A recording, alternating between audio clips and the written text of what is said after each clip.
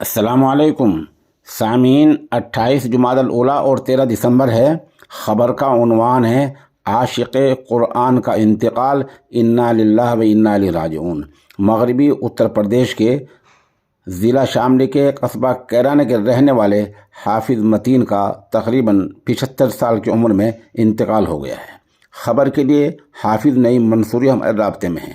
وہ بتا رہے ہیں کہ حاجی نسیم منصوری کے حقیقی چچا حافظ متین کا انتقال ہو گیا ہے، اور آپ عاشق قرآن تھے اور ہر دن 10-15 پارے قرآن شریف پڑھنا معمول کی بات تھی۔